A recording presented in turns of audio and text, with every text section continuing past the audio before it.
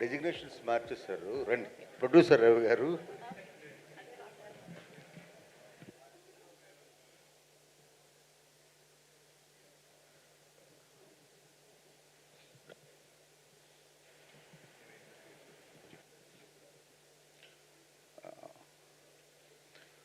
Good evening. First பிரபு Salman sir, நான் உங்கள் பெரிய ஃபேன்.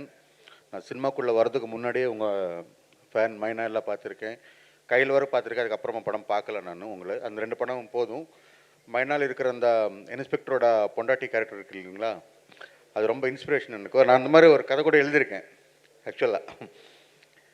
ஃபஸ்ட்டு அப்புறம் Imman sir, thank you very much for coming Hyderabad.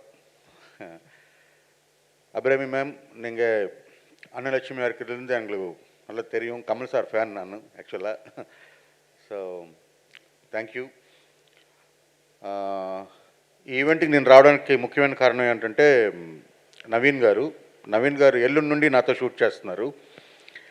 So ఈరోజు వరకు ఇన్స్పెక్టర్, ఎల్లుండి నుండి క్యారెక్టర్ ఇప్పుడు నేను చెప్పలేను, అది వేరే డిఫరెంట్ క్యారెక్టర్. ఇందాక చెప్పినట్టు అది కంప్లీట్గా ఆయన స్క్రిప్ట్ సెలెక్షన్ ఎప్పుడు కూడా ఒక పాయింట్ చెప్పినప్పుడు దాన్ని సరే ఏదో ఒక ఆన్లైన్ ఆర్డర్ వినేసో లేకపోతే ఒక మామూలుగా డిస్కషన్తో అది కాకుండా స్క్రిప్ట్ రీడింగ్ వరకు పట్టుబట్టి కూర్చోబెట్టి అందరు ఆర్టిస్టులను ఇన్వాల్వ్ చేసి సినిమాని తన సినిమా అనుకొని చేసే ఆర్టిస్ట్ ఆయన. మట్కాలో ఆయనతో పనిచేయడం, అక్కడ నుండి మా ఫ్రెండ్షిప్ పెరగడం, తర్వాత ఇమీడియట్ సినిమాలో ఆయనే హీరో అవ్వడం అనేది నాకు చాలా సంతోషం కలిగించే విషయం. 11 సినిమా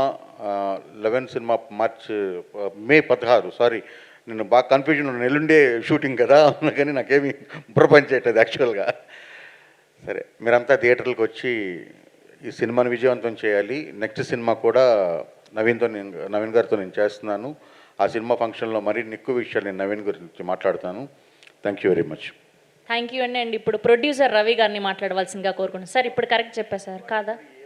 ఏం మాట్లాడరా సార్? ఊరికే ఆల్ ది బెస్ట్ అన్నా చెప్పండి సార్. All the best.